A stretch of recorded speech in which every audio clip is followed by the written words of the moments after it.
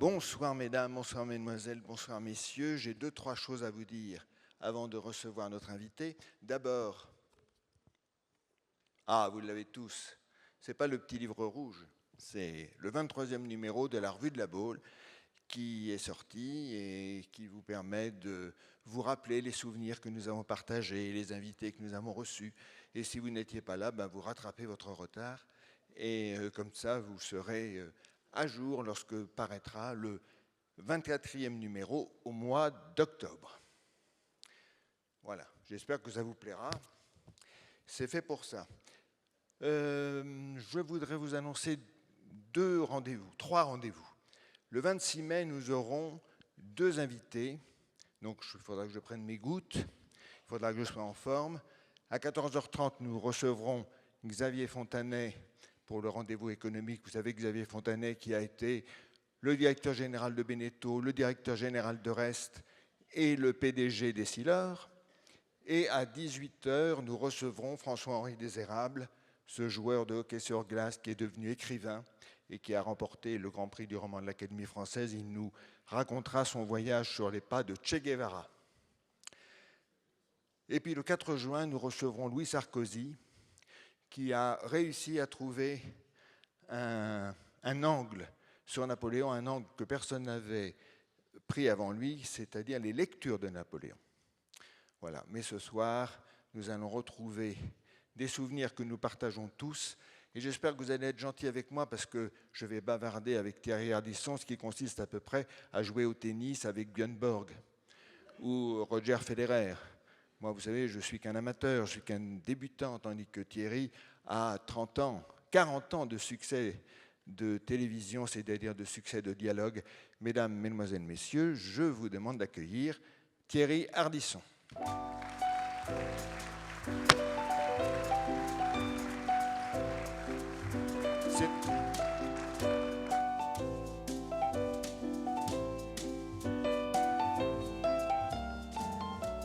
Un, deux. Bonjour, merci d'être venu me voir. Vous découvrez Thierry Ardisson, moi je découvre la Baule. J'étais jamais venu, mais je pense que je reviendrai, c'est vraiment chouette. J'ai la chance d'être à l'hôtel Hermitage en plus, donc c'est ce qui n'est pas désagréable. Et voilà, je suis très heureux d'être là, merci à vous.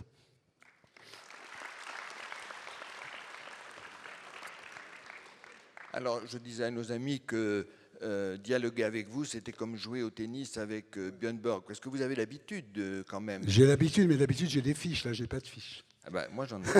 Alors naturellement, mesdames et messieurs, d'ici 20 minutes, une demi-heure, je vous donnerai la parole. Si vous avez des questions à poser à Thierry, ce sera le moment. Alors, ce livre, parlons de l'homme en noir. Qu'est-ce que c'est? C'est un bilan? C'est un... Oui, c'est-à-dire qu'en fait, le pitch, parce que moi je suis l'importateur en France du mot pitch. En français, on dit le boniment. Voilà, absolument. Et donc, le pitch, c'est un animateur, c'est moi, un samedi soir, j'arrive sur mon plateau, je vais dans ma loge, puis je trouve une enveloppe avec une menace de mort. Je me dis, bon, tout le monde a des menaces de mort, je la glisse dans ma poche. Et puis, au moment où les lumières s'allument, on comprend que je prends une balle dans la tête. Mais c'est pas triste, je vous rassure tout de suite. Et donc, arrivent tous les personnages de ma vie, comme paraît-il quand on meurt. Mais là, ils arrivent par le grand escalier, avec la musique, avec les applaudissements, comme des invités habituels. Donc ça me permet de revisiter un peu effectivement ma carrière, mais pas que, puisque mes parents à un moment arrivent, il y a beaucoup de personnages, et puis ça s'accélère, les chapitres deviennent de plus en plus petits, et puis à la fin, la mort arrive, c'est la mort qui descend le grand escalier avec sa faux. Et voilà, donc c'est un jugement dernier déjanté. Et puis on se demande, pendant tout le livre, il y a un côté polar, on se demande qui m'a tiré dessus. Voilà, donc il y a des flics qui font l'enquête pendant que l'émission continue. Donc pour donner le ton, c'est qu'à un moment, ma productrice, Catherine Barma, que j'ai dans l'oreillette, je pense que je l'ai eu toute ma vie, elle me dit, Fabrice Lucchini est très en forme.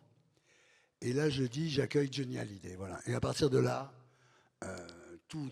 voilà, à partir de là, mais c'est maîtrisé, je dirais, c'est pas en vrac, quoi. c'est rangé, ils arrivent. À la fin, il y a Sainte Rita, la sainte des causes désespérées, qui me dit, je peux rien pour vous, j'espère que Dieu va vous envoyer son fils. Et à ce moment-là, je dis, vous inquiétez pas, il arrive, il y a Jésus qui arrive. Ben, c'est n'importe quoi, c'est très marrant. Oui, alors, vous, il y a des souvenirs que vous partagez avec les téléspectateurs, que nous partageons avec vous. Ouais. Il y a aussi beaucoup votre vie privée. C'est à la fois l'homme public et l'homme privé, en fait. Oui, c'est en tous les cas sincère. C'est-à-dire, je pense, quand on fait ce genre d'exercice, ça ne sert à rien de raconter sa vie. Si on ne dit pas la vérité, ça ne rime à rien. Donc, je raconte tout, effectivement. Par exemple, quand j'étais enfant, j'avais une vie je ne comprenais pas pourquoi j'étais tombé dans cette famille. Et j'ai toujours cru que j'avais été mélangé à la maternité, quoi. Et puis, à un moment, mes parents arrivent, et c'est des gens très bien habillés, qui ont des problèmes leur appartement à Megève est trop grand et tout. Et là, il y a mon frère qui court du fond du studio, qui me dit, mais enfin, c'est pas nos vrais parents, quoi. Et là, je parle, évidemment, de mes parents. Enfin, voilà, il y a Jean Gabin qui engueule Vincent Bolloré. Mais on se demande si Jean Gabin, c'est une intelligence artificielle ou si c'est le vrai Jean Gabin. Enfin, c'est des faux semblants, c'est des masques. Ouais. Mais vous vous dévoilez quand même comme jamais. Oui, j'ai décidé, alors c'est sans doute l'âge, hein, à un moment, on a envie de raconter sa vie. Moi, j'ai 76 ans, donc effectivement, j'ai eu envie de raconter ça. Les moments qui m'ont marqué, les rencontres, parce que j'ai eu la chance, grâce à mon métier, de rencontrer, par exemple, d'interviewer Mikhaïl Gorbatchev, en lui parlant du goulag. Il y avait François Bayrou dans la même émission. François Bayrou a démontré ce jour-là, parce qu'il était bouche bée devant Gorbatchev. Et franchement, je me suis dit, si un jour il est président de la République, qu'il faut qu'il discute avec Gorbatchev, il va être un peu intimidé. Ouais. Bon, il y a tout un tas d'histoires, mais c'est un peu surréaliste. C'est pas un peu, c'est surréaliste. C'est-à-dire que il y a quelques années, j'avais recopié 6 pages dans un livre que je sortais qui s'appelait Pondichéry. Qui était un très bon livre, d'ailleurs. Oui, qui était bon, mais il y avait 6 pages, donc tout le monde m'est tombé dessus, évidemment. Et avec juste raison, parce que ça se fait pas. Mes copains ça se fait, mais il faut le dire. Voilà, mes copains écrivains m'ont dit, écoute, quand on copie, on paraphrase, on recopie pas bêtement à la photocopieuse. Donc j'avoue que j'étais un peu naïf. Et là, il y a une fille qui a fait un scandale sur mon plateau, qui s'appelle Mila Jovovich, qui est l'héroïne de Besson. Et quand elle est venue dans mon émission, moi, je racontais sa vie et je faisais ça très sérieusement. Et à un moment, je lui dis, ton père, quand tu avais 12 ans, ton père est allé en prison. C'était pas méchant, c'était juste parce que j'avais bossé. Tout le monde lui parlait que du 5e élément ou de Jeanne d'Arc. Et là, elle revient pour se venger. Et elle me parle de ce plagiat. Donc tout est... Voilà. Alors, on découvre des choses quand même. Par exemple, vous parlez beaucoup de votre trac. Ouais. Et vous dites aussi... le costume qui me tient lieu d'armure. En fait, vous n'étiez pas fait du tout pour la télévision. Pas du tout. C'est pas naturel chez vous. Vous avez raison. J'ai commencé à 35 ans. Moi, en fait, mon vrai métier, si tant est que ce soit un métier, mais moi, j'écris mon premier livre, j'avais 13 ans, sur des cahiers, des cahiers d'écoliers collés les uns avec les autres. Et j'ai publié mon premier livre aux éditions du Seuil à l'âge de 23-24 ans. Donc, j'ai toujours écrit parallèlement. J'ai fait 2 best-sellers. Confession d'un baby-boomer et Louis XX, qui est un livre sur la monarchie. J'ai toujours continué, mais sans en faire mon métier principal, parce que je voulais pas dépendre de l'écriture pour vivre. Je voulais vivre ma vie, gagner de l'argent, prendre des avions, aller à New York, faire le tour du monde. Voilà.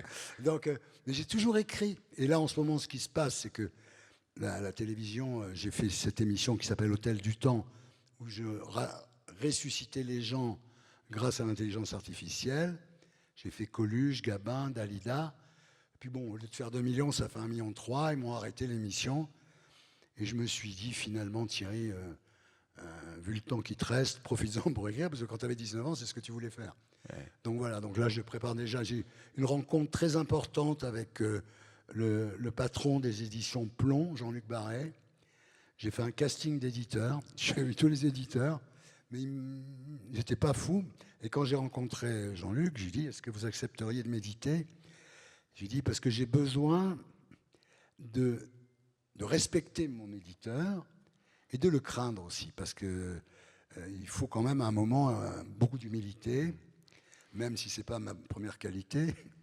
Et donc, au collège, on vous appelait le Pan. Le Pan, voilà. Donc. Ouais. Mais là, il m'a beaucoup apporté sur le livre, et là, je suis en train de commencer le suivant chez Plomb. Voilà. C'est une bonne nouvelle. Mais parce que, alors, dans votre livre, on voit l'homme public et l'homme privé.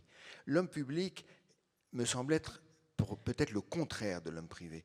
Vous êtes provocateur en public, vous êtes un peu cynique, rigolard, dominateur, alors que quand on vous connaît un peu dans la vie, vous êtes gentil, attentionné, un peu timide.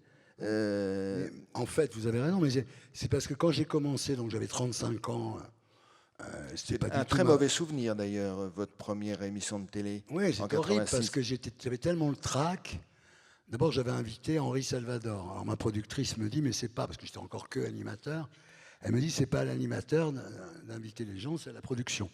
Je dis, écoute, moi Salvador, je le vois depuis que je suis comme ça me rassure. Bon. Et donc c'est une catastrophe parce que je voulais pas rentrer sur le plateau. Et elle me dit, mais enfin Thierry, il y a tout le monde qui est là, tu peux pas ne pas rentrer. Il y a Salvador, il y a les caméramans, il y a le public. Et là, j'ai dit cette phrase complètement con. J'ai dit, dis-leur que j'ai le cancer. Et comme si le cancer m'était tombé dessus dans l'après-midi. Et puis non, ça a été très très dur. Et c'est ce qui explique d'ailleurs en grande partie mon succès. C'est que, étant moi-même mal à l'aise, ça ne me dérangeait pas beaucoup que les gens en face de moi le soient. C'est-à-dire qu'après tout, ils me disaient, ils ne seront jamais aussi mal à l'aise que toi. Donc ce qui a donné effectivement dès le début, ça. Même si ça a fait des étincelles tout de suite. Oui, les gens disaient, il y a un mec le dimanche après-midi sur TF1, c'est pas un grand animateur, mais il envoie le bois, quoi.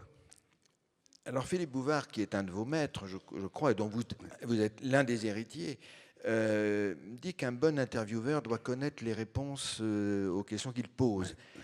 Et vous dites à peu près la même chose, et vous dites aussi qu'il faut faire preuve de sadisme et que c'est un métier d'arracheur d'ailes de mouche. Oui, c'est-à-dire que je dis souvent que pour être un bon intervieweur, il faut avoir arraché les ailes des mouches quand on était petit, parce que c'est vrai qu'il y a un côté sadique, quoi. Vous avez par exemple cette pauvre Mila Jovovich, je ne savais pas qu'elle allait partir en pleurs, mais je savais bien que ça ne lui ferait pas plaisir que je lui parle de l'incarcération de son père, mais c'est mon boulot. C'est comme ça. Parce que si c'est juste pour raconter, parce que les acteurs ou les artistes qu'on recevait, ils ont l'habitude de la promotion. Donc ils savent quoi raconter, quoi pas raconter, machin et tout ça. Et moi, grâce à ce genre de questionnement, et puis des petites interviews à la fin, qui étaient des interviews formatées, j'arrivais à les sortir du discours promotionnel préprogrammé, quoi. Donc, mais effectivement... ça donnait des choses. Puis il faut dire aussi, pour être tout à fait clair, c'est que, alors je ne veux pas être rétrograde ou trop réactionnaire, mais c'est vrai qu'à l'époque, moi j'avais Serge Gainsbourg, j'avais Jean d'Ormesson, j'avais Karl Lagerfeld, voilà, aujourd'hui ces gens-là sont morts. Et c'est vrai que si je faisais un talk show aujourd'hui, je serais très embêté pour savoir quelle vedette j'invite, parce qu'il n'y a plus trop de vedettes. Ça, c'est le premier point. Le deuxième point, c'est que les Américains venaient très volontiers faire du plateau, alors que maintenant ils vont dans un hôtel, ils restent une journée, ils repartent. Et puis il y a les réseaux sociaux, où là vous dites deux choses et on en prend une, et c'est la fin du raisonnement, parce que les gens, ils se font leur opinion sur un truc de 30 secondes qu'ils ont vu sur Twitter. Donc, mais est-ce que ça vous a pas un peu isolé? Par exemple, vous racontez que Julien Clerc, après être passé chez vous, a voulu vous inviter à dîner, vous avez refusé. Oui, pourquoi? Vous avez raison, c'est la première émission au bain-douche, non, parce que je faisais une émission au Palais Omnisport de Bercy, puis quand je voulais rigoler après l'émission, j'allais au bain-douche. Donc là, j'ai dit, pourquoi tu fais pas c'est le principe de plaisir. J'ai dit, après tout, pourquoi tu fais pas l'émission directement au bain-douche? Et donc, première émission, il y avait Chaban Delmas, Julien Clerc, voilà, c'était un beau casting. Et à la fin, Julien me dit, viens dîner à la maison la semaine prochaine. Et là, je me suis dit, si je commençais à être copain avec eux, j'arriverais plus à leur poser des questions. Et donc, je me suis isolé. Et puis après, quand j'ai voulu faire du cinéma bien des années plus tard, tout le monde m'a dit, bah, c'est facile pour toi, tu les connais tous. Mais enfin, il y avait quand même eu des problèmes avec chacun. Donc, ça n'a pas été évident. Par exemple, que j'avais dit à Jean Dujardin, à l'époque d'un gars et une fille, qu'est-ce que vous êtes ensemble, comment ça se passe? en croyant que c'était une blague. Il dit, est-ce qu'on peut arrêter, s'il vous plaît? Il m'amène au fond du studio, il me dit, c'est vrai, donc ta gueule. Voilà. Donc ça, c'était des trucs, ça leur a pas laissé des bons souvenirs, quoi. D'autant qu'il paraît qu'on vous reprochait de beaucoup couper et toujours à votre avantage. Ah ben, et donc, eh bien sûr, non, je vais quand même premier servi. Non, mais parce que si vous voulez, en fait, pour moi, une émission de télé, ça doit être le meilleur de ce qui s'est dit. Donc moi, je me mettais à la place du téléspectateur, il fallait quand même que ça aille vite. Et non seulement on faisait des très bonnes audiences, mais on gardait. C'est-à-dire, les gens, ils se couchaient à 2h du matin parce que c'était bigger than life. C'est-à-dire que personne ne pouvait parler à ce rythme-là, Et donc les gens étaient fascinés par ça. C'est un peu comme le cinéma où, effectivement, il y a des répliques, quoi. Ouais. Mais c'est vrai que je coupais. J'étais le premier à couper. Je me souviens, bain de minuit, j'étais le premier animateur à couper, enfin à monter, disons. Et puis tout le monde disait, ouais, mais il monte quand même, c'est pas bien et tout. Aujourd'hui, tout le monde le fait. Après, Drucker l'a fait, Ruquier l'a fait, tout le monde l'a fait. Mais vous passiez beaucoup de temps en salle de montage. Je passais ma vie, ça m'a pris ma vie, cette histoire. C'est-à-dire que je donnais toute ma vie, parce que je préparais énormément mes émissions. Donc, je faisais des fiches. Je raconte dans le livre que je faisais des fiches comme ça, et quand il y avait une rature en bas de la fiche, je recommençais la fiche. Il faut quand même être fou.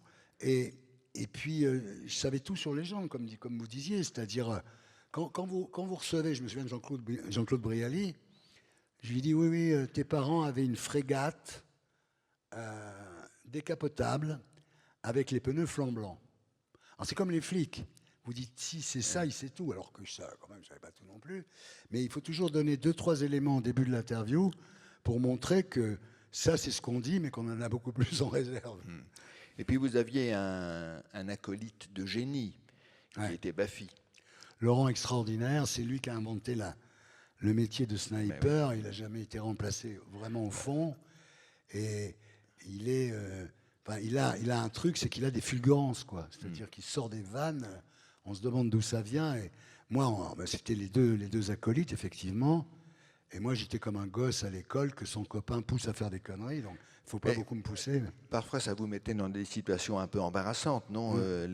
Par exemple, je me rappelle Jean d'Ormesson, que vous aviez invité, qui était un peu long quand sa réponse. Et Baffy dit « Jean d'Or, c'est le prénom ?» C'est génial, franchement. Mais vous... Il y avait Amanda Lear qui nous dit qu'elle voulait faire un enfant. Et Baffy lui a dit, faut d'abord trouver la mère. Hein.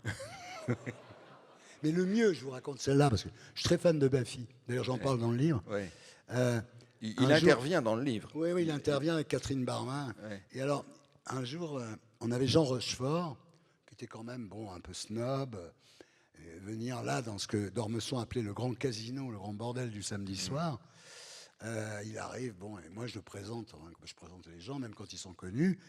Je dis, voilà, Jean Rochefort, machin. Et j'ai dit, Laurent, Jean Rochefort? Il me dit, non, je ne connais pas. Alors là, Rochefort, il commençait à moins rire, parce qu'il a quand même une certaine idée de lui-même, Jean Rochefort. Et alors, finalement, je connais. Je dis, Laurent, Jean Rochefort, un éléphant, ça trompe énormément, le crabe-tambour. Non, écoute, Thierry, je ne connais pas. Et là où il est génial, c'est que 4 minutes après, il fait Bochefort. Je dis non, Rochefort. Il fait non, je ne connais pas.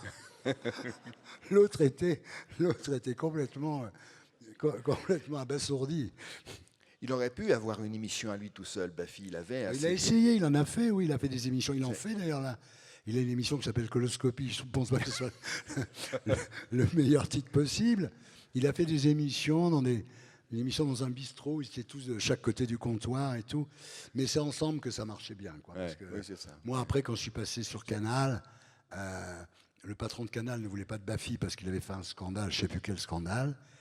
Et j'ai attendu que ce patron-là s'en aille pour refaire revenir Baffy. C'est le meilleur. Vous dites que vous êtes un enfant de l'ORTF, que vous n'êtes pas un enfant de la télé. Qu'est-ce que vous regrettez à l'ORTF? Ça a duré 10 ans, entre 64 et 74. Moi, je pense, alors ça ne me fait pas que des amis chez France Télévisions, mais je dis ce que je pense. Je pense que la mission du service public de la télévision, c'est pas de battre TF1 ou M6 en audience. Je trouve que ça, c'est un faux objectif. L'objectif, c'est de transmettre le savoir et la connaissance. Voilà. Et donner aux gens, non pas bêtement ce qu'ils aiment, mais ce qu'ils pourraient aimer. Voilà. C'est ce que disait Chancel. Voilà. Et l'ORTF, même moi je suis dans la ligne. Et l'ORTF, c'est vrai que moi j'avais 16 ans, j'étais un gosse provincial, mes parents avaient une télé en noir et blanc, et c'est l'ORTF qui m'a formé. Et c'est vrai que si aujourd'hui, un enfant de 16 ans perdu en province, dans une famille où ils ne sont pas très bien, compte sur le service public pour se cultiver, ben, moi c'est Alain Decaux, c'est François Chalet, Désir Gallard, Pierre Dumayet, évidemment Bouvard, le style de Bouvard était absolument extraordinaire. Donc c'est vrai que moi je milite pour ça, mais personne ne m'écoute. Alors là, c'est vraiment, je crie dans le désert. Je l'ai dit partout, même j'ai dit à Macron, j'ai dit à Rachida Dati, j'ai dit mais enfin le service public c'est pas ça. Ils s'en foutent complètement. Voilà, ça, ils se foutent de beaucoup d'autres choses d'ailleurs, mais ça c'est sûr qu'ils s'en foutent complètement. Alors vous avez mis vos archives sont disponibles sur le site de l'INA. On peut Oui, j'ai tout on peut mis, voir alors, vos œuvres complètes. J'ai tout mis sur un site qui s'appelle Arditube, il y a toutes mes émissions, sans filtre, c'est-à-dire sans en cacher. Donc, ce qui fait qu'effectivement, quand il y a l'affaire Cantat, par exemple, qui font un documentaire sur Netflix sur Cantat, ils vont chercher mon interview de Cantat, où moi je n'ai fait que donner la parole à son frère, parce que je pense que même Cantat a droit à un avocat. La preuve, c'est que Klaus Barbie en a eu un. Et donc, oui, je donne la parole au frère de Cantat. Alors, ça m'a été reproché, effectivement, mais bon, ça me semble logique. Tout le monde a droit à un avocat. Mesdames, Messieurs, avez-vous une question à poser à Monsieur Ardisson? Je mets mes lunettes. Il suffit de lever la main et le micro descendra vers vous. Non? Oui, monsieur au troisième rang. Attendez, le micro arrive, monsieur. Non, parce qu'on ne vous entendra pas.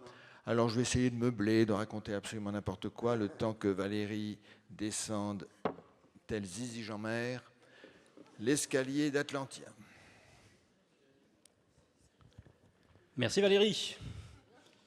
Applaudissements pour Valérie. Monsieur Ardisson, merci d'être là déjà. Donc moi c'est une première à la Baule aussi, comme vous. Pardon ? Je suis pas baulois non plus, moi. Voilà. Et vous êtes venu exprès? Je suis venu exprès pour vous. Ouais. En autostop? En autostop peut-être pas, mais je travaille sur la Baule pour la saison et du coup j'ai vu qu'il y avait un rendez-vous. Bienvenue. Ici, je me suis permis de préparer quelques petites questions. Donc quelle est la question que vous redoutez qu'on vous pose, mais que vous adorez poser aux autres? Je crois que les gens, si vous voulez, comme j'ai posé les questions les plus infernales à tout le monde, quand je vais pour une promotion dans un journal, enfin une radio, une télé, ils ne se gênent pas. Donc ils me posent à peu près toutes les questions. J'y réponds. Qu'est-ce que, par exemple, l'autre jour, c'était « Qu'est-ce que tu voudrais que Dieu te dise quand tu arriveras au paradis ?» J'ai dit « Merci de m'avoir donné la foi ». Et j'ai dit « Pardon, ça c'est Ophélie Winter ». Voilà. C'était ma question d'après, c'est bien. Je continue ou il y en a allez-y, si vous, oui, moi ça fait du travail en moins, c'est très bien. Allez-y. Alors, y a-t-il une vérité dans ce livre que vous avez failli censurer? Est-ce que j'ai été censuré? Est-ce que vous avez... Oui, que dans le livre... Pardon, excusez-moi. Vous n'avez pas tout dit. Non, j'ai censuré une interview de... comment elle s'appelait, cette mannequin Pardon? Voilà, merci. C'est ma femme, c'est ma souffleuse. Et donc oui, Karen Mulder arrive sur le plateau, puis elle, de toute évidence, elle avait pris des substances, elle n'était pas très, très claire, et elle commence à nous raconter des trucs, vraiment que je répéterai même pas, violée dans le quart des Enfoirés, violée par le prince Albert de Monaco. Alors là, j'ai dit, attendez, là c'est autre chose, moi je ne rentre pas là-dedans. Et donc, on a arrêté l'émission. J'ai appelé Michel Cotta, qui était ma patronne, qui m'a dit, écoute Thierry, oui, tu as raison, il vaut mieux s'arrêter. Voilà, ça, là, j'ai censuré. Sinon, non. Sinon, quand Sami Nasseri me disait qu'il mangeait du jambon et qu'il buvait du whisky, quitte à pas lui rendre service dans sa communauté, je l'ai laissé, il l'avait dit. Oui. Et enfin, ce livre, c'est un testament, un règlement de compte ou une lettre d'amour pour la télé? Voilà, je dirais bêtement les trois. Disons que c'est un côté testamentaire, oui, parce que c'est vrai que je raconte ma mort fictive, mais enfin, ça va m'arriver. Non, je vous le souhaite pas. Vous savez, de toute façon, c'est pas nous qui décidons. Non, c'est sûr. Et donc, Oui, il y a un côté comme ça. Mais ça m'est venu très vite. C'est très marrant parce que moi, tous mes livres m'avaient pris du temps, à commencer par Pondichéry d'ailleurs. Tous mes livres m'avaient pris énormément de temps. Et celui-là, je l'ai fait en un an parce que ça me faisait rigoler, cette espèce d'émission déjantée, émouvante. Enfin, tout ça, ça m'a vraiment intéressé de le faire. Ouais. Ouais. Quelqu'un, ça y est, monsieur, vous avez... Ouais, non, pour moi, c'est bon. Bon, pour vous, c'est bon. Eh ben, pour nous aussi, alors.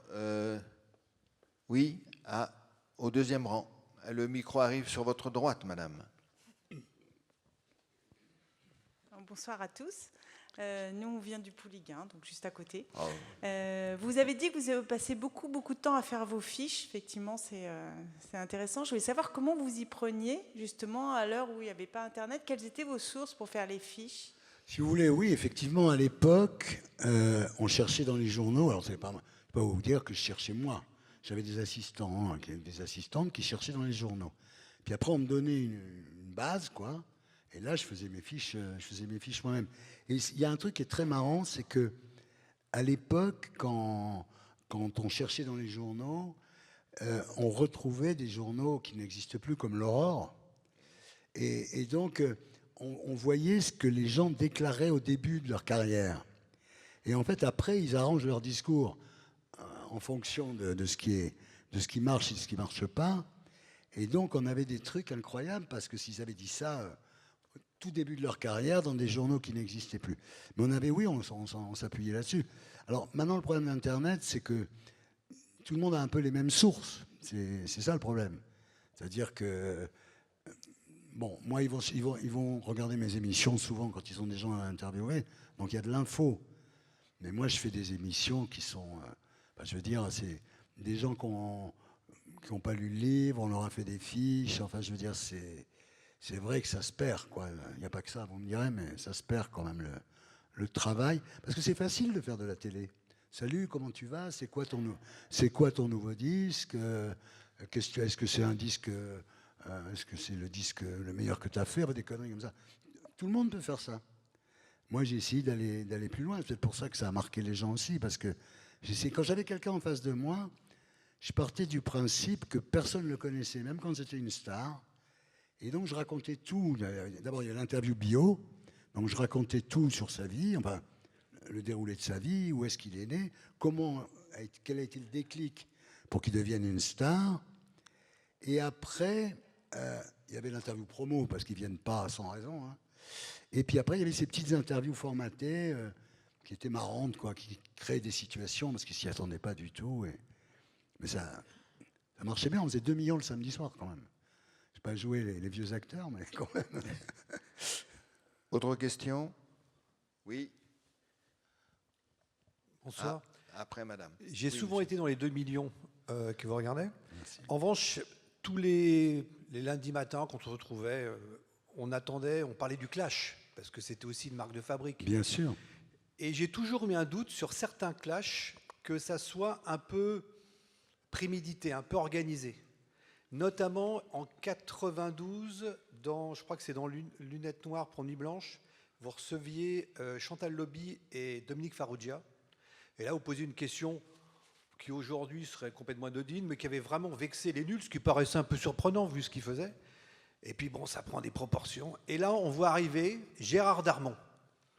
Alors Gérard Darmon, je ne sais pas où il était, mais on peut penser qu'il n'était pas complètement dans les loges. C'est possible. Je vous réponds, c'est possible parce qu'il y a des gens, par exemple, surtout les comiques, quand un comique venait, je partais sur un bout de son spectacle, notamment Gad Elmaleh, par exemple, quand il est venu faire Chouchou. C'est-à-dire que j'utilisais ce qu'il faisait sur scène pour faire... Enfin, mon interview se branchait sur ce qu'il faisait sur scène. Je ne sais pas si je suis clair, mais... C'est-à-dire que eux, ça leur permettait de montrer que leur spectacle était drôle, et moi, ça me permettait d'avoir un petit bout de spectacle. Voilà, donc quand c'est des comiques, c'est possible, oui. Sinon, non. Non. Pour les comiques, oui, c'était... Puis j'ai une deuxième question. Vous l'avez vraiment perdu, l'interview, je crois que c'est de Karen Mudler? Oui, c'est fou d'ailleurs. Je l'ai tellement bien caché. Il y a 2 interviews que j'ai perdues. C'est une interview de Stéphanie de Monaco, où elle me disait non, moi je suis contre la corrida parce que les taureaux c'est des êtres humains comme les autres. Et, et, et puis pendant que j'étais en vacances, mon appartement a été cassé. Je pense qu'on est venu la chercher l'interview parce qu'il n'y avait pas comme maintenant les ordinateurs où on pouvait garder les trucs et tout. Et Karen Mulder, oui, Karen Mulder, à force de bien la cacher, je l'ai perdue. Mais il vaut peut-être mieux parce que c'était assez triste de l'avoir dans cet état-là. Oui. Ouais, mais vous avez tout dit il y a 5 minutes. Pardon ? Vous avez tout révélé il y a 5 minutes. Bah maintenant, il y a prescription. Vous savez, j'ai raconté à Flavie Flamand, je lui ai donné en direct, Ouais. sur le plateau, le nom du photographe qui l'a violée quand elle avait 13 ans. Oui, à un moment, il y a prescription. C'est désarchivé. Oui. C'est Merci. déclassifié, pardon. Alors, je crois que madame a une question à poser. Le micro arrive. Mais dites-moi, alors, je peux peut-être en poser une, moi. Tiens. Voilà. Parce que vous êtes un des producteurs les plus inventifs de la télévision, après Guy Lux, qui en a fait beaucoup. J'aimais bien. Et pourquoi n'êtes-vous pas candidat à France Télé ? Vous seriez très bien. Ou patron de chaîne, créer une chaîne. Je n'ai pas la dimension politique. C'est-à-dire que je supporte mal l'autorité. Quand je vois ce que Delphine Ernotte fait pour rester depuis 3 fois 5 ans, moi, je suis incapable de faire ça. Parce que vous êtes un homme généreux. Vous donnez leur chance à des talents, à des gens auxquels vous croyez. Samedi dernier, c'était Apolline de Malherbe qui disait « Thierry, je suis allé le voir parce que je faisais un mémoire sur les animateurs. Il m'a dit « Faites de la télé ». Mardi ou mercredi, je vais chez Télématin et Flavie Flamand dit « Ah, Thierry était un patron exigeant, mais formidable. Ouais. » Donc c'est vrai, j'ai donné leur chance à plein de gens. Non, c'est vrai que la marche me semble un peu haute. Diriger, disons, être directeur de la création sur une chaîne, oui. Alors après, oui, vous avez raison. Moi, je n'aurais jamais supporté de faire 15 ans de suite la même émission, parce que ça devient un métier, quoi. Et moi, j'ai toujours voulu que ça soit nouveau, que ça bouge. Et j'ai inventé pas mal de concepts pour moi. Et puis pour d'autres, j'ai inventé Froufrou pour Christine Bravo. Ouais. On a tout essayé pour Laurent Ruquier. Et Graines de Star pour Laurent Boyer. Et donc voilà, non, je pense, alors, c'est très prétentieux de dire ça, mais moi, j'ai vécu ça plus comme un artiste qui crée des concepts que comme un OS de la vidéo, quoi, qui fait tous les jours la même émission. Quand je vois Nagui, par exemple, ou Drucker, 15 ans qui fait la même chose, ouais. Je me dis, mais alors, il gagne énormément d'argent, hein, plus que moi, mais je me dis quand même, c'est pas marrant, quoi. Ça devient... Parce que vous vous êtes pas arrêté là. Vous avez fait de la télé beaucoup, mais vous avez fait aussi de la presse. J'ai fait de la presse. Du cinéma. Enfin, la presse, ça a été une passion aussi. Mais j'ai commencé par la presse. Enfin non, j'ai commencé par les livres. Après, je me suis arrêté. Après, j'ai fait de la pub pendant 15 ans, où j'ai appris vraiment à communiquer d'une façon moderne. Et c'est vrai, quand je suis arrivé à la télé, ça me semblait facile, parce que quand vous êtes obligé d'expliquer que l'eau d'Évian, elle est mieux que l'eau de Vittel, alors que c'est la même chose, ça vous oblige à gamberger quand même. Donc j'ai fait quelques pubs. Et puis après, j'ai fait une série d'articles dans le journal Rock et Folk, où j'interviewais les stars comme si elles étaient des repris de justice. Et un jour, la patronne des variétés de TF1 me dit « Fais-moi ça en télé ». Je dis « Mais attends, moi je les interviewe gentiment, et après je mets « Tu vas parler, connard ».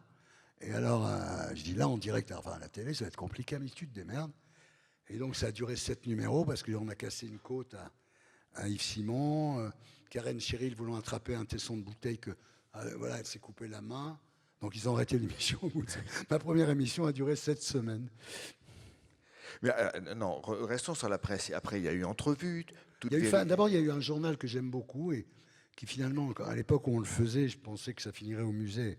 Et force est de reconnaître que il n'y a pas une salle entière au Louvre. Mais malgré tout, souvent on me demande des pages. Façade, c'était un journal fait par des publicitaires.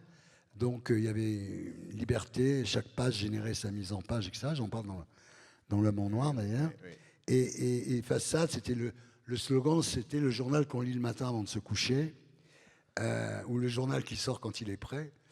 Et donc on était comme un groupe de rock, on faisait ce journal, c'était au Hall, à l'époque du Palace, tout ça, c'était bon, une époque bénie. Et donc j'ai fait ça. Après il y a eu Entrevue. Qui a dérivé vers le trash, donc je l'ai vendu. J'ai revendu mes parts parce que j'allais avoir une très très mauvaise image, j'aurais plus jamais rien fait.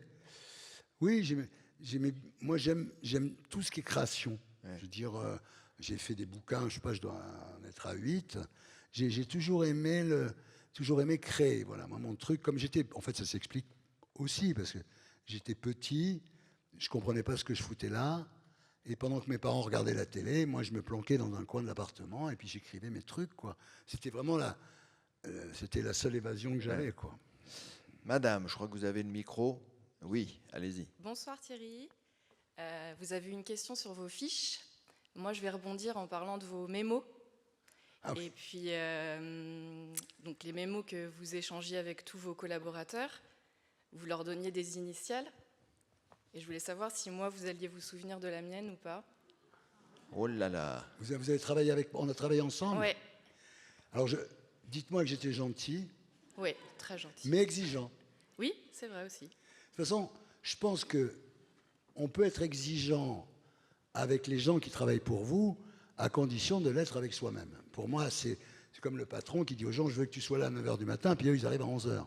Moi, j'ai toujours plus travaillé que les gens qui travaillaient pour moi. C'est vrai. Maintenant, j'étais exigeant. Quand j'avais le trac, je pouvais être de mauvaise humeur parce que j'étais bouffé par le trac, et c'est vrai que c'est par la peur.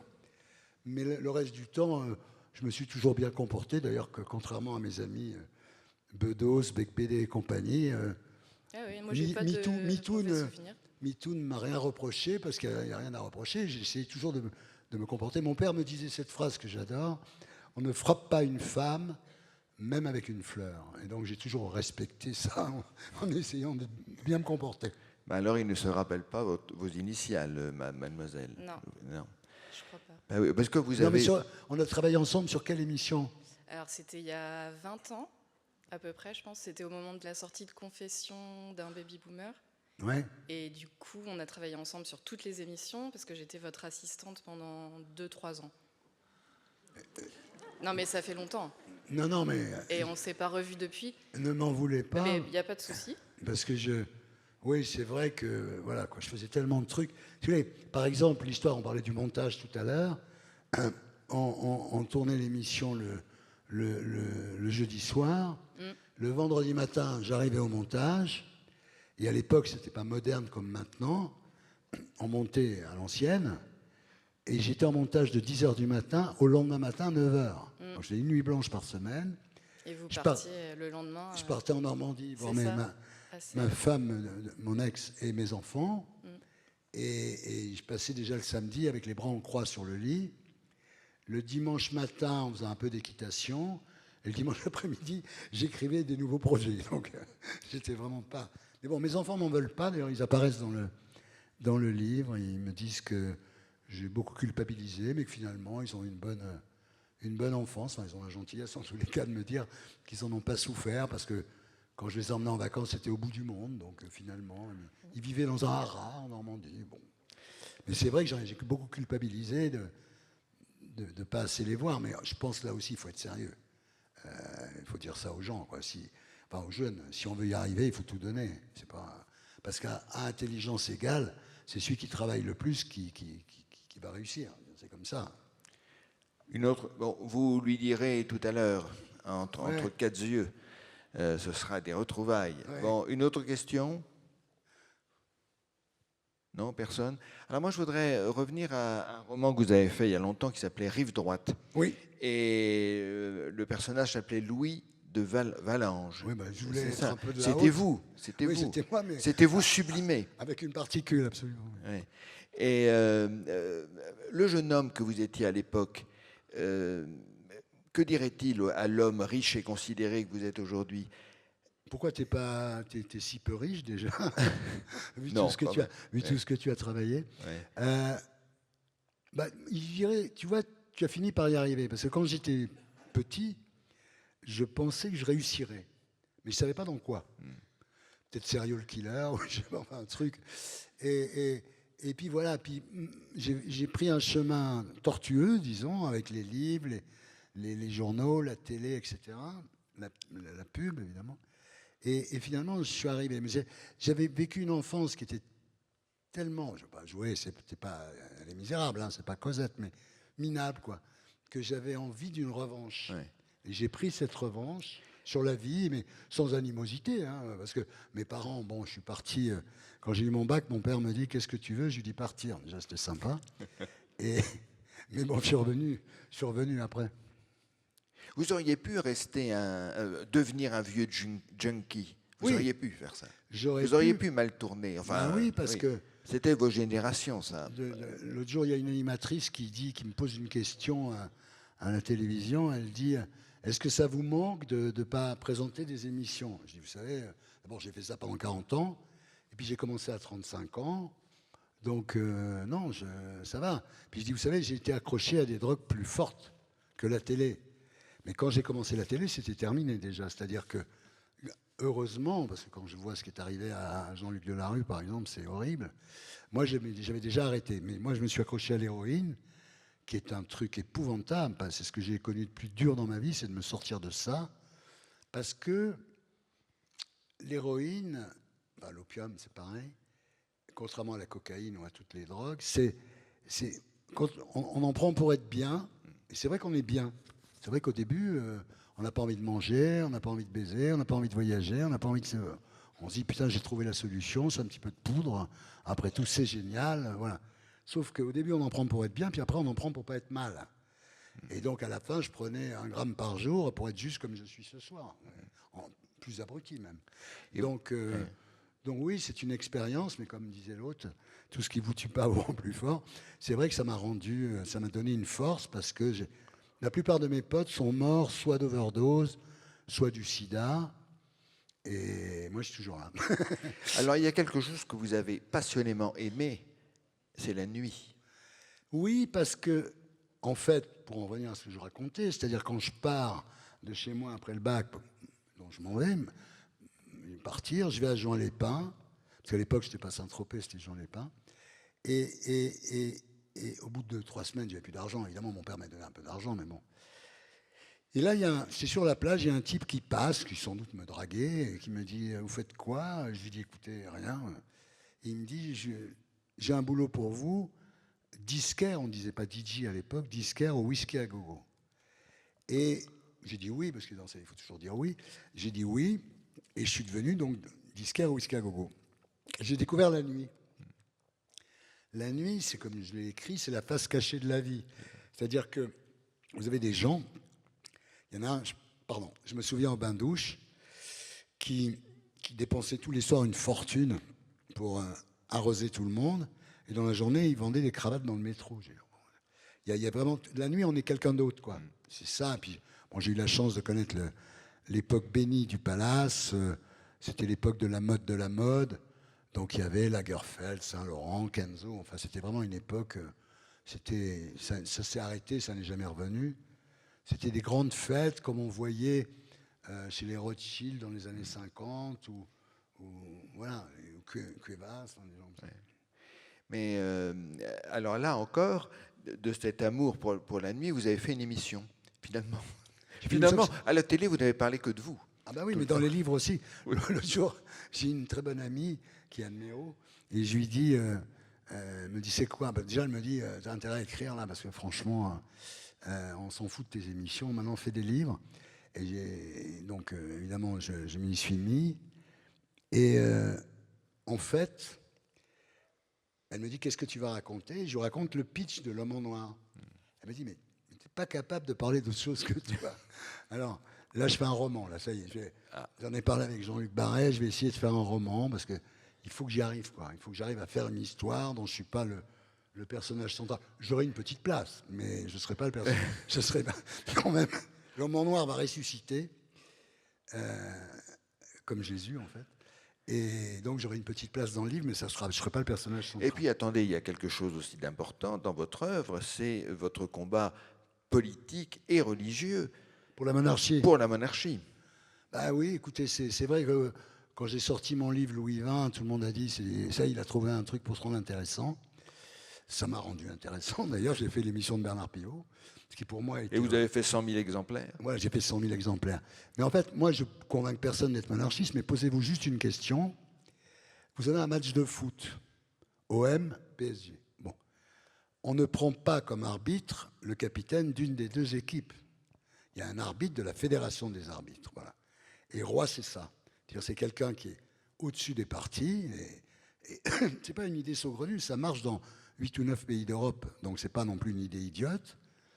Et le problème des Français, c'est que ils ont coupé la tête de Louis XVI et ils pensent que si la monarchie était restaurée en France, comme ça a été le cas en Espagne, on serait obligé de rouler en carrosse. Enfin, ils se font une idée. L'histoire est toujours écrite par les vainqueurs.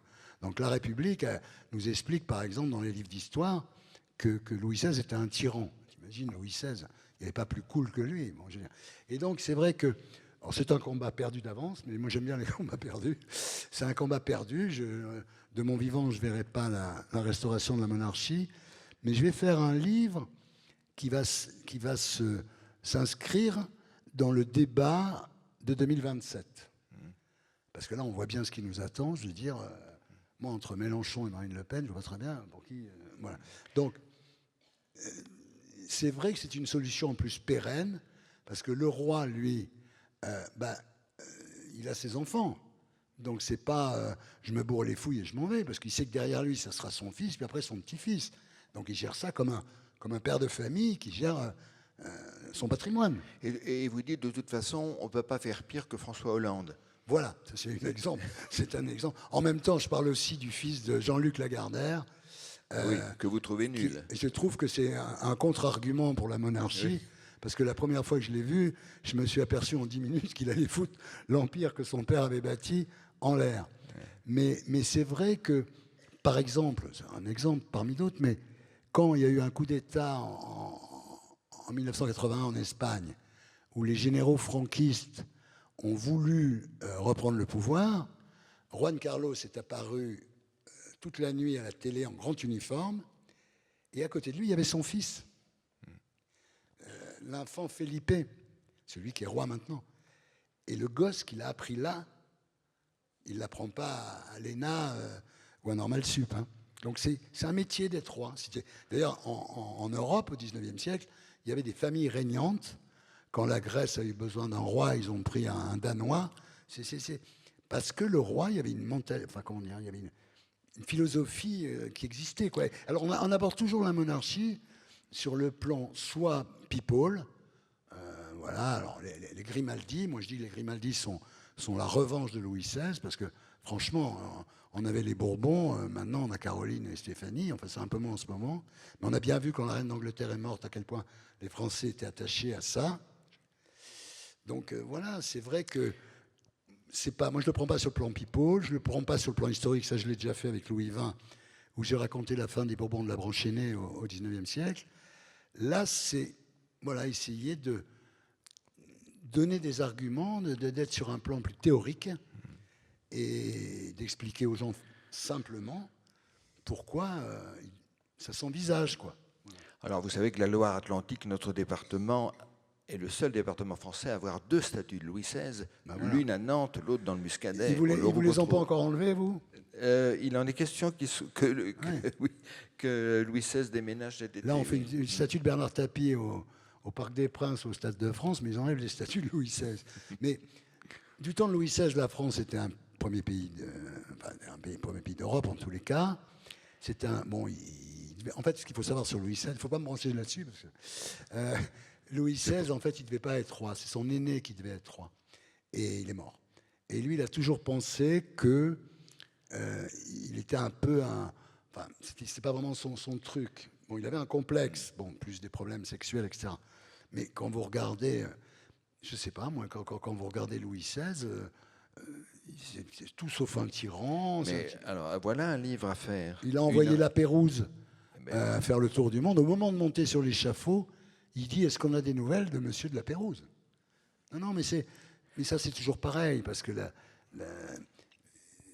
République, quand on voit, moi je raconte dans mon livre comment les terroristes, donc à l'époque de la terreur, les révolutionnaires, les robespierristes, comment ils ont forcé le petit Louis XVII à boire de l'alcool, à prendre de l'opium, pour signer un papier comme quoi sa mère avait couché avec lui. Mais vous vous rendez compte ? Enfin, je veux dire, ça on ne le sait pas, ça passe crème, quoi. Eh ben, vous recevez d'ailleurs Marie-Antoinette dans votre livre et Je vous, reçois vous Marie-Antoinette. racontez. Je reçois une première version de Marie-Antoinette qui est très Coppola, qui est très Sofia Coppola, et qui discute avec Karl de mode. Et puis après, je la vire, et ma productrice, qui est toujours dans mon oreillette, me dit, mais enfin, t'es dingue, t'as Marie-Antoinette, Karl Lagerfeld, pourquoi tu les vires? Et j'accueille la vraie Marie-Antoinette. Elle vous touche beaucoup. Le passage est très touchant. Il y a deux femmes dans le livre qui ont de longues interviews, et qui sont des interviews écrites, évidemment, qui ne sont pas vraies, parce qu'il y a des choses vraies, des choses pas vraies. Il y a Lady Di et Marie-Antoinette, parce que Lady Di, en fait, moi je disais oui, mais bon, elle devrait savoir qu'être reine ou être princesse de Galles, c'est pas une sinécure, et il y a des trucs qui sont à faire, etc. Enfin, je trouvais qu'elle avait... Et puis je me suis intéressé à elle, et j'ai vu qu'en fait, il l'avait choisie dès le début pour être la jeune vierge qui allait faire les enfants de Charles, mais que lui, il n'a jamais pensé une seconde quitter sa maîtresse Camilla. Et d'ailleurs, Lady Di me dit à un moment dans le livre, elle me dit Thierry, est-ce qu'il a épousé Camilla? J'ai dit oui. Et elle me dit, est-ce qu'elle est reine? J'ai dit oui. Et d'ailleurs, nous en parlions la dernière fois avec Christine Orban, qui a écrit un très livre, beau Lady Di, oui, absolument. Oui. Bon, alors si on résume, les talk shows, c'est fini. Fini. La presse écrite, c'est fini. Peut-être, des fois, j'ai envie, comme ça, de faire un papier par semaine pour dire vraiment ce que je pense, mais qui accepterait? Parce Bolloré. Bolloré, oui. Non, mais Bolloré, moi, je connaissais pas. Bolloré, on se connaissait. Ouais. Et puis un jour, vraiment, il m'a viré sans ménagement, et je lui ai dit cette phrase, je lui ai dit, à quoi ça sert d'être milliardaire si on ne peut pas se payer Thierry Ardisson? Parce que il donnait tout l'argent à Hanouna. Moi, j'en demandais pas beaucoup, d'ailleurs, mais bon, beaucoup moins, en tous les cas. Il m'a viré, je l'ai attaqué au tribunal, ce que personne n'a osé faire, et j'ai gagné 3 millions d'euros. Ça paye la bière. Donc, Il faut être courageux. les talk shows, c'est fini. La presse, c'est... Ouais. Le cinéma... Le cinéma, je me suis planté parce que je voulais... j'ai été mal habitué par la télé. La télé, quand vous êtes producteur, madame peut le confirmer, quand vous êtes producteur de télévision, vous êtes le maître absolu. Moi, je dirigeais tout, je faisais le générique, je faisais la lumière, je faisais le décor, je faisais les invités. Enfin, j'étais aidé, mais j'avais la décision sur tout. Après le cinéma, vous êtes obligé de faire équipe avec des gens. Moi, j'ai commencé, j'ai écrit deux, trois scénarios. Les mecs commençaient à discuter. Des réalisateurs, c'était pas Steven Spielberg, qui venaient m'expliquer, non, mais ça, tu comprends. Et ça m'a fatigué. Puis le cinéma français souffre du CNC, c'est-à-dire que tous ces gens-là sont subventionnés par le CNC, que leur film marche ou pas.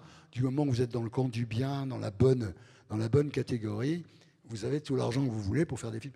La plupart des films français qui sortent aujourd'hui, c'est des téléfilms. Alors on peut être, comme mon ami Pascal Praud, nostalgique du cinéma, effectivement, des années 70. Avec un scénariste et un dialoguiste. Ah oui, il y avait des dialoguistes. Ah oui. Aujourd'hui, c'est la nouvelle vague, hein, ça. C'est-à-dire qu'aujourd'hui, le réalisateur écrit les dialogues. Moi, si j'avais fait des films, j'aurais pris Baffy pour écrire les dialogues, ça aurait été beaucoup plus drôle. Ouais. Mais ce que je veux dire, c'est que ça s'est perdu, quoi. C'est-à-dire, bon, parlons pas d'Audiard, mais Orange chez Boss, des gens comme ça. Oui, Dabadi, voilà, Janson, Dabadi, n'en parlons Spack, pas, voilà. Oui. Et c'est des gens dont c'était le métier de faire des dialogues. Un autre, c'était le métier de faire le scénario. Ils s'entendaient bien, ils formaient des équipes. Moi, peut-être aussi dans le cinéma, j'ai pas trouvé l'équipe, quoi, avec qui j'avais envie de travailler. Alors qu'à la télé, j'ai trouvé. Ouais, mais est-ce qu'il n'y a pas finalement un manque global de talent entre la télé, le cinéma, la presse qui va pas très bien? C'est toujours le problème, c'est-à-dire que quand vous dites ça, on se dit, ouais, pauvre vieux, il croit qu'après lui, c'est la fin du monde, c'est le déluge, etc. Bon, on pourrait le dire, on le dit. Maintenant, c'est vrai que moi, je vous ai dit tout à l'heure que si je devais faire un talk show le samedi soir en ce moment, je ne sais pas qui j'inviterais. Je ne sais pas. En plus, tous ces jeunes acteurs et jeunes actrices, ils se méfient des réseaux sociaux, ils ont raison. Et donc, moi, je ne vois pas qui j'interviewerais. C'est pour ça. Le combat s'arrête, faute de combattants, quoi. Vous êtes fâché avec pas mal de gens, non? Oui, c'est à ça qu'on reconnaît la classe de quelqu'un, c'est au nombre de ses ennemis. Je ne sais plus qui a dit ça, mais c'est pas mal. Alors, parce que vous parlez Marc-Olivier Fogiel, De Chavannes, On se Ruquier, réconcilie. Bec-Bédé. On se réconcilie. Non. Là, bon, Bec-Bédé, certes, on ne s'est pas réconcilié. De Chavannes, de toute façon, je n'ai pas à me réconcilier avec lui. Il a disparu du paysage. Marc-Olivier Fogiel, on s'est réconcilié grâce à ma femme. Ma femme Audrey Crespo-Marin, un jour, on était dans le truc, il y avait Marc-Olivier Fogiel. Elle dit, bon, enfin, arrête-toi, ça fait 10 ans que vous êtes fâchés. Donc, elle nous a pris comme deux gosses par la main. Allez, dites-vous pardon. Et donc, voilà, donc j'étais ravi, évidemment, parce que je ne l'ai pas grand monde, en vérité. Donc, c'est des disputes d'animateurs. Oui, de cours de récréation. C'est du show business, oui, je sais pas. Mais c'est vrai que j'ai toujours, comment dirais-je, ça me dérange pas si quelqu'un me fait un sale coup de le dire, et de lui en vouloir. Et, oui, je suis bagarreur, quoi. Ouais. Alors, est-ce que c'est vrai qu'Audrey Crespo-Marin prépare un film sur vous? Il est fait. Il est fait? Ah, Moi, j'ai pas le droit de le. Enfin, je l'ai vu récemment, mais je n'ai pas eu le droit de le voir, parce que le deal entre nous, c'était, elle voulait pas que je m'en occupe, elle a eu raison, parce que, et donc elle a fait son truc, et moi je l'ai vu, c'est magnifique, et moi que je trouve ça magnifique, c'est bien, mais chez TF1 quand ils l'ont vu, moi j'ai vu les alors textos. ça passe quand? Ça passe en septembre. J'ai vu les textos que TF1 lui a envoyés. Honnêtement, je les ai rarement vus aussi dithyrambiques que ça. Ah, parce qu'elle a beaucoup de talent. Mais est-ce que vous n'êtes pas un peu apeuré de la carrière dans laquelle elle s'engage? Ah, pas du tout. Moi, je la pousse parce qu'Audrey, elle a commencé comme journaliste à LCI. Après, elle a commencé à faire des interviews sur LCI. Après, elle a fait la matinale. Après, donc, elle est montée doucement. Et vous savez, dans la vie, quand vous montez étape par étape, c'est un peu comme la montagne. Vous plantez des crampons, enfin, des piquets, pardon. Elle est montée doucement, pas doucement, mais elle est montée en plantant à chaque fois. Donc, si vous descendez pas beaucoup. Et donc après, elle a fait oui, ses interviews du matin. Après, elle a fait le portrait de l'émission 7 à 8, où elle fait des scores absolument incroyables. Et puis maintenant, elle veut faire du documentaire. Et moi, je pense qu'elle a raison, parce que c'est... Moi, j'en ai fait 2, 3, là, depuis que j'ai arrêté le talk show. Et c'est vraiment passionnant, quoi. C'est un autre rythme. Mais donc, pour vous, plus de télé, plus de presse, on va dire, plus de cinéma, il reste les livres. Alors, plus de télé. Quand j'ai une idée, je m'associe avec un producteur pour qu'il la fabrique. Par exemple, là, j'avais inventé une idée, c'était... Imaginons que la nuit du débarquement, il y ait eu une chaîne d'infos. Donc, vous avez Julien Bugier qui dit, voilà, il y a des avions au-dessus de la Manche, est-ce que ça ne serait pas le débarquement? Donc, on a fait la nuit la plus longue, c'est le débarquement. On a fait la nuit de la paix le 8 mai. On espère faire la nuit de la bombe pour Hiroshima. Donc, toute la rédaction de France 2, c'est incroyable, j'y croyais pas du tout, toute la rédaction de France 2 s'est mobilisée pour jouer le jeu. Et donc, vous avez Maryse Burgot, Nathalie Saint-Cric, vous avez toutes les stars d'Étienne Lénart, toutes les stars de la rédaction de France 2 qui jouent qui jouent, c'est très sérieux, qui font une émission de chaîne d'info. Et Paris Dernière, parce que vous avez refait une émission oui, récemment. On me demande des émissions. C'était bien, c'était réussi, ça. Ça sent le sapin, ça, parce que l'année dernière, on va faire une émission, tu vas refaire un dîner, comme je faisais au 93 Faubourg Saint-Honoré. Tu vas faire un dîner 20 ans après. Bon, on fait le dîner. Là, ils me disent, on va faire Paris Dernière 30 ans après. D'accord. J'en suis aux émissions hommage. Non, mais c'est une émission passionnante parce que, en fait, à l'époque, j'étais au chômage, je ne savais pas quoi faire. Et je suis allé voir le patron de la chaîne Paris Première. Et je lui ai dit, voilà, moi, je vais me promener la nuit dans Paris en caméra subjective. C'est pratiquement la seule émission de télé au monde qui a été faite en caméra subjective. Donc je me balade comme ça. Alors ça a commencé évidemment dans des bars d'hôtel avec des académiciens. Ça se terminait dans des lieux un peu plus... Interlope, c'est le mot que j'allais dire. Bien trouvé, Stéphane. Interlope. Et alors là, cette fois-ci, la chaîne me dit, alors, où tu vas terminer l'émission voilà. Je lui dis à Saint-Eustache. Je vais écouter, à la place d'aller dans une boîte échangiste, je vais écouter les grandes orgues à Saint-Eustache. Et pourquoi? Parce que c'est l'époque, puis parce qu'aujourd'hui, j'ai plus envie d'écouter les grandes orgues à Saint-Eustache, je veux se faire plaisir. Et l'émission est marrante, ouais. Ah oui, elle était même très bien. Alors vous dites justement, parce que vous demandez à l'organiste de jouer les Beatles, et vous dites, les Beatles, c'est la grande affaire de ma vie. Donc vous ferez un livre sur les Beatles, non? Je ne sais pas, mais Vous en parlez là. j'en voulais faire un film sur les Beatles. C'est les Beatles, en fait, sont jamais devenus les Beatles. Et c'est le batteur, Pete Best, qu'ils ont viré en 62, qui lui est devenu une star énorme. Et non, les Beatles, c'était mes idoles, quoi. Quand ils se mariaient, je me mariais. Quand ils divorçaient, je divorçais. Quand ils allaient en Inde, j'allais en Inde. Quand ils prenaient de la drogue, je prenais de la drogue. J'ai vécu leur séparation très douloureusement. C'est les plus grands, enfin, je veux dire. Les Rolling Stones sont le plus grand groupe de rock du monde. Mais les Beatles, c'est le plus grand groupe de pop musique du monde. C'est-à-dire, quand on regarde ce qu'ils ont composé, puis alors il y a une évolution. Ouais. Au début, ils jouaient du rock'n'roll un peu primaire. Après, ils rencontrent George Martin, qui leur fait découvrir les instruments européens comme le clavecin, le hautbois, etc. Après arrive George Harrison, qui ramène la musique indienne. Donc les Beatles, c'est une espèce de fusion de plusieurs musiques, quoi. Et tout ça en très peu de temps. Oui, en très peu de temps, parce qu'ils se sont séparés assez vite. Non, moi, j'ai raté, je raconte dans le livre, ma deuxième année d'anglais, parce qu'on a reçu Sgt. Pepper la veille de l'examen. Donc j'ai passé ma nuit à écouter le disque, et j'ai pas eu mon examen. Bon. Est-ce qu'il y a une dernière question, peut-être? Non. De toute façon, vous allez retrouver Thierry qui va vous signer ses livres, et donc vous pourrez parler entre quatre yeux, comme on dit. Merci beaucoup. Merci Thierry à vous, merci de votre écoute. Pour cette première visite. Mais alors, nous aussi, nous avons notre questionnaire. Ah oui, ah là là. Je n'avais pas l'intention de le faire, puis j'ai vu que la télécommande était là. Vous n'êtes pas du tout... il y a 9 questions. Même pas du tout, j'accepte. Totalement stupides. C'est votre droit, j'ai posé tellement de questions à tout le monde. Première question, pourquoi écrivez-vous des livres alors qu'il est si agréable de ne rien faire? Moi, je trouve pas ça agréable de rien faire. J'ai toujours besoin d'avoir un truc dans la tête. Et le truc qui m'occupe le plus le cerveau, ce sont les livres. Parce que c'est beaucoup plus compliqué que tout ce qu'on fait d'autre, évidemment. Et donc, j'ai dans ma tête, j'ai 1 heure à perdre, et puis je réfléchis à mes personnages et tout. Non, ça m'occupe bien l'esprit. Donc, Jean-Luc Barré et vous, c'est une collaboration fructueuse J'espère qui en s'engage. tous les cas, parce que avant, je ne connaissais pas Jean-Luc Barré, et j'ai vu pas mal d'éditeurs à Paris, j'ai fait un casting.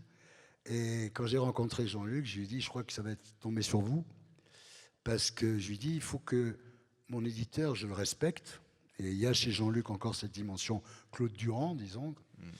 Et il écrit des livres aussi, enfin voilà. Et puis je lui dis, il faut que je le craigne. Je crains personne, enfin, pas grand monde. Et donc, mais il m'a beaucoup aidé sur le livre. Toutes les remarques qu'il m'a faites, je les ai écoutées, il avait raison.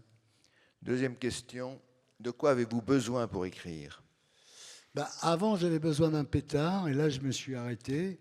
Donc de rien, d'eau minérale finalement. Troisième question, qu'est-ce qui est le plus agréable? Commencer ou terminer un livre? Ah ben terminer. Ah ouais, quand on commence, c'est horrible. C'est la face nord en hiver avec des tongs. C'est-à-dire que bon, tu écris le premier mot, tu dis putain, je suis pas sorti de l'auberge. Et la fin, quand vous peaufinez... Moi, j'ai corrigé, surcorrigé. Oui, parce que vous êtes un besogneux. Ah oui. Vous êtes un travailleur. Oui, je suis un artisan. Un artisan. Et donc, finir le livre, c'est vraiment... Il y a des passages qui... ça, c'est pas bien écrit. Comment je pourrais... Ah oui, ça, c'est passionnant, ça. C'est le meilleur moment, oui. Si vous n'étiez pas écrivain, que seriez-vous? Alors évidemment, vous étiez écrivain au début de votre vie, vous l'êtes maintenant et vous avez fait un grand entracte. Oui, très grand. Mais là, j'espère que la littérature c'est des retrouvailles. me reprendra dans ses bras. Qu'est-ce que je serais? Je serais cinéaste, quoi, je pense. Je pense que je me suis planté au cinéma parce que j'avais pas la même envie que quand j'ai commencé la télé. Je pense que moi, j'ai été nourri par mon père au cinéma, et je pense que je ferais des films, pas obligatoirement d'ailleurs des films à grand spectacle, mais j'adore le cinéma. Et maintenant, on a beaucoup de chance avec Netflix, Amazon, de pouvoir voir un film tous les soirs. Et vous pourriez réaliser vous-même, comme Sacha Guitry. Oui, j'aurais dû, mais en fait, mon erreur, vous avez parfaitement raison, Stéphane, mon erreur, ça a été de vouloir être producteur. Mais c'était idiot. Il fallait que je sois plus humble, pour le coup, et que je dise, voilà, je réalise, je suis un réalisateur. En prenant un bon chef-op, mais j'en connais. Donc, oui, je me suis planté, quoi, voilà. Ça sera pour une prochaine. Tout est rattrapable. Alors, on va terminer avec les questions sur les conseils de lecture. Quel est le premier livre qui vous ait plu lorsque vous étiez enfant? Le Rouge et le Noir. Enfant? Oui, oui. Mais alors, ma fille racontait l'autre jour que, elle dit, papa, il est quand même bizarre, il nous a fait lire Le Rouge et le Noir à 12 ans. Il ne se rendait pas compte de notre évolution mentale, il ne connaissait rien. Mais moi, c'est pareil, j'ai lu Le Rouge et le Noir à 12-13 ans. Ouais. Le livre qui vous a donné envie d'écrire? Il y a deux personnes qui m'ont donné envie d'écrire, qui n'ont rien à voir l'une avec l'autre. Il y a Paul Morand pour le style. Les idées politiques, ça se discute, mais le style de Morand, c'est le cardinal de Ray, quoi, c'est extraordinaire. Et puis Philippe Cadic, pour l'imagination, parce que tout ce côté déstructuré qu'il peut y avoir, par exemple, dans L'Homme en Noir, c'est Cadic, quoi, qui a vraiment changé de dimension et tout. Donc c'est deux personnages qui n'ont absolument rien à voir, mais les deux ont eu leur influence. Ouais. Autre question, le livre qui vous décourage d'écrire? Ça vous semble tellement extraordinaire que... Solde, de Bernard Franck. Ah oui. Ah ouais. C'est-à-dire que quand j'ai lu ça, je me suis dit, oh putain. C'est sorti en 80, je crois. Ouais, puis il avait eu il a la gentillesse de parler de Rive Droite, justement. Et puis, on s'est rencontrés, et j'ai lu Solde, et là, je me dis, voilà, le mec, il passe d'un sujet à l'autre. Lui, il n'a pas besoin d'inventer l'escalier qui descend avec l'émission de télé, quoi. Alors, avant-dernière question, quel est votre personnage préféré, votre personnage de roman? Moi. Bon, très bien. Et enfin... Je ne sais pas. Si vous avez... préféré. Non, vous n'étiez pas amoureux de Mathilde de la Mole, par exemple, dans Le Rouge et le Noir, ou de... Oui, Sorel qui m'a... Oui. Parce que ça m'a quand même marqué, je veux dire, parce que le livre était quand même comme ça. J'étais petit, enfin j'étais jeune, et ça m'a quand même marqué, oui. Je dirais Julien Sorel, oui. Et enfin, dernière question, quel livre offririez-vous à un enfant? Le Rouge et le Noir. Eh bien, très bien, une grande suite dans les idées. Merci beaucoup, Merci. Thierry Ardisson. Merci, mesdames et messieurs. Donc, vous allez retrouver Thierry qui va vous signer son livre. Et nous, on se retrouve le 26 mai avec Xavier Fontanet, puis François-Henri Deshayrault. Merci, bonne soirée, à bientôt.